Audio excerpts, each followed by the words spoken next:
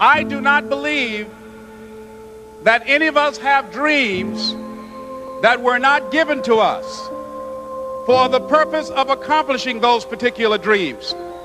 I don't know what that dream is that you have. I don't care how far-fetched it might appear to be. I don't care how disappointing it might have been as you've been working toward that dream. But here's what I know, that dream that you're holding in your mind, that it's possible. See, sometimes we can't say, I can do that. But what we can say, that it's possible that I can have my dream as we run toward it, as we work on it day in and day out. These are not risk takers. Most people have done all that they're ever going to do. They raise a family, they earn a living, and then they die. But people who are running toward their dreams, life has a special kind of meaning. And here's what I will share with you, that in the process of working on your dreams, you are going to incur a lot of disappointment, a lot of failure, a lot of pain, a lot of setbacks, a lot of defeats. But in the process of doing that, you will discover some things about yourself that you don't know right now. What you will realize is that you have greatness within you. What you'll realize is that you're more powerful than you can ever begin to imagine. What you will realize is that you are greater than your circumstances, that you don't have to go through life being a victim. Someone's opinion of you does not have to become your reality. And most people don't work on their dreams. Why? For many years I didn't. One is because of fear, the fear of failure. What if things don't work out? And the fear of success. What if they do and I can't handle it? The other thing is that most people, ladies and gentlemen, they get comfortable. They stop growing, they stop working on themselves, they stop stretching, they stop pushing themselves, and they end up becoming very cynical about life, and they throw in the towel on themselves, on their families, and on their dreams. And the other thing is that most people don't feel worthy. What I'm doing now, I could have been doing years ago. But because I did not have a college education, because I didn't believe in myself, because I allowed other people's opinion of me to control my destiny, I didn't act on my ideas.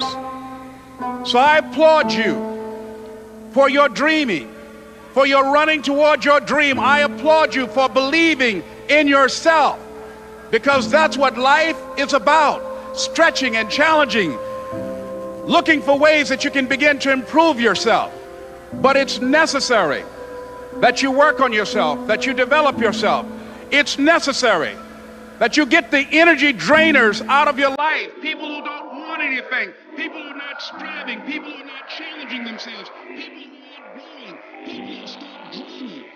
It's necessary that you align yourself with people who turn people into your business, who are vulnerable, people who are unstoppable. And who won't know? My mother used to say, birds of a feather flock together. You won't get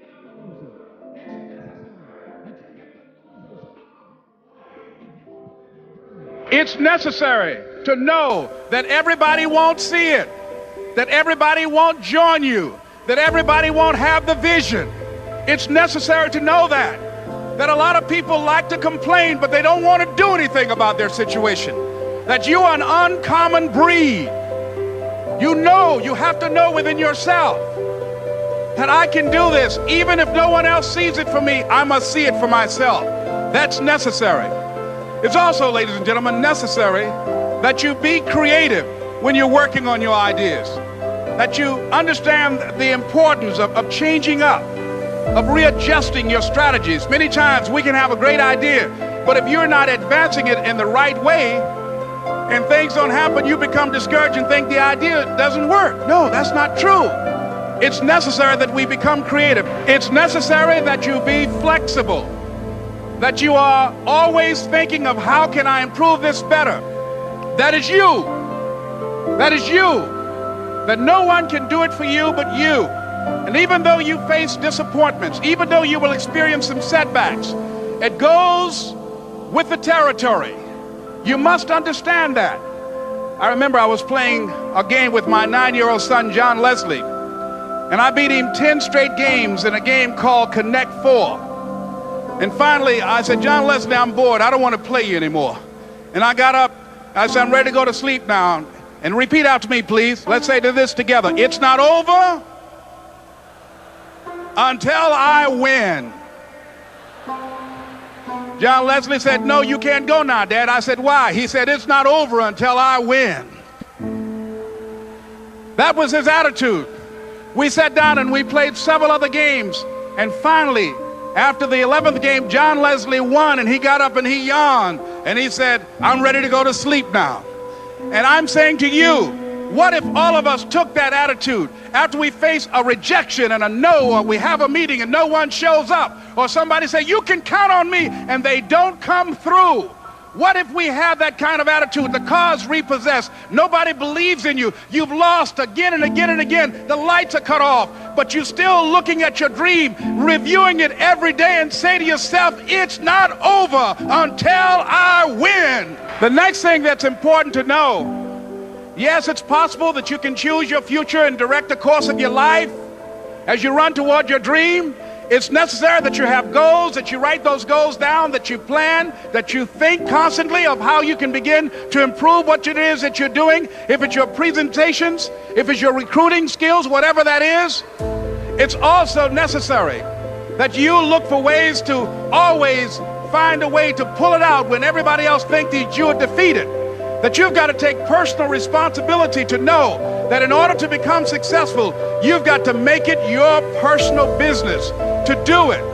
But the next thing, ladies and gentlemen, I want to share with you that some of you already know that it's hard.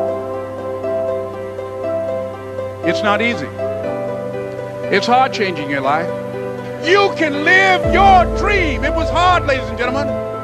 It was very difficult to pick myself up each day believing that I could do it. There were times that I doubted myself. I said, God, why is this happening to me?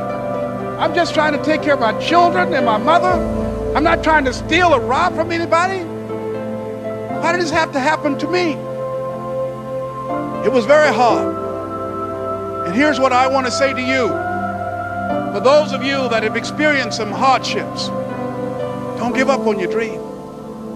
No one could have convinced me by holding on, by continuing to push forward, by continuing to run toward my dream, that one day I would have my own talk show. It's a long shot, ladies and gentlemen, from Liberty City, an abandoned building on a floor, never knowing my mother or father. It's a long shot, but I kept running toward my dream.